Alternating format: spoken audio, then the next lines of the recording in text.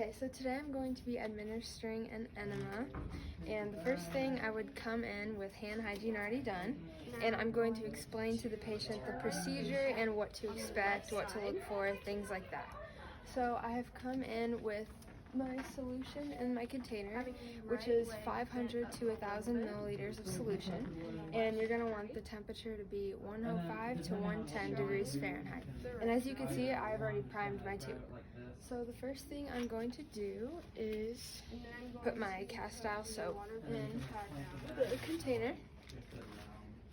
You don't want to shake it, but just kind of like shift the water around so that the soap in there.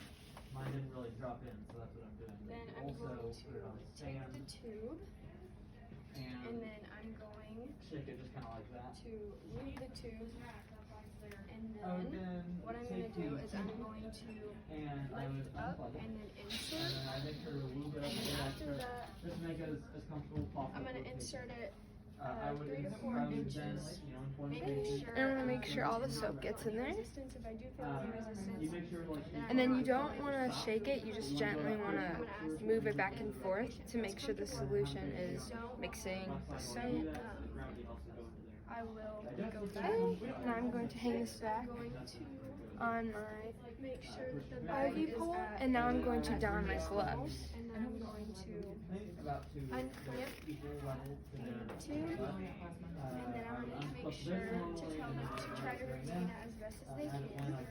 And then if they're retaining it well, I can lift it up. Okay, so I want to make sure that I have my bedpan handy, ready just in case they cannot retain the solution. And now I'm going to lower the side rail,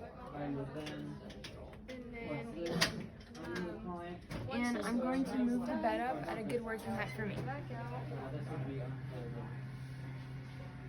Again, asking them to retain it. So now I'm just going to ask them to move onto their left side.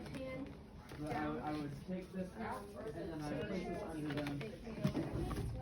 Because this is the way the GI tract is going to go, and I'm going to want to have their right knee flexed. Like this. So the next thing I'm going to do is have my waterproof pad ready, and I'm just going to put this under their buttocks in case they cannot retain the solution. So next, I'm going to take the cap off of my tube, and some come already with pre-lubricant, but you're still gonna want to add more onto this so it's comfortable for the patient. So next, this is still clamped, so I'm going to insert this 3 to 4 inches into the rectum, and now I'm going to take my bag of solution and put it at the same height as the patient's hips. And then this is where I would unclamp my tube, and it's just going to gently instill into the patient's rectum. And if I feel any sort of resistance or the patient is uncomfortable, I'm going to want to stop immediately. Don't try to force anything. And then also, if they get any sort of cramping or they say their stomach hurts, I can go ahead and lower that bag even more so it's going in slower. And then if I'm getting a good flow and good rate, I can go ahead and slowly raise this and put it back onto my IV pole.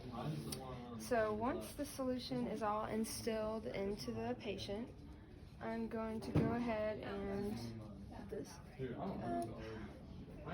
And if they were not able to retain the solution, this is where I would have the bedpan ready if they needed to expel any feces. And if they were able to retain the solution, I would just clean their rectum area, and then I would take the soiled pad and just dispose of this in the proper container. And then I would just have them get back over.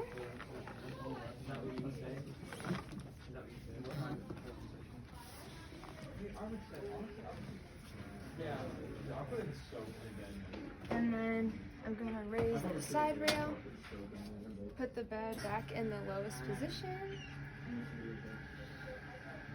and then in the patient's chart of output, I would document the input of the solution, and if they were not able to retain anything, I would document output if they had any fecal matter. And then I would just make sure the call light was within reach.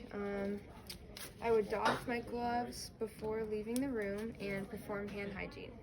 And that's all.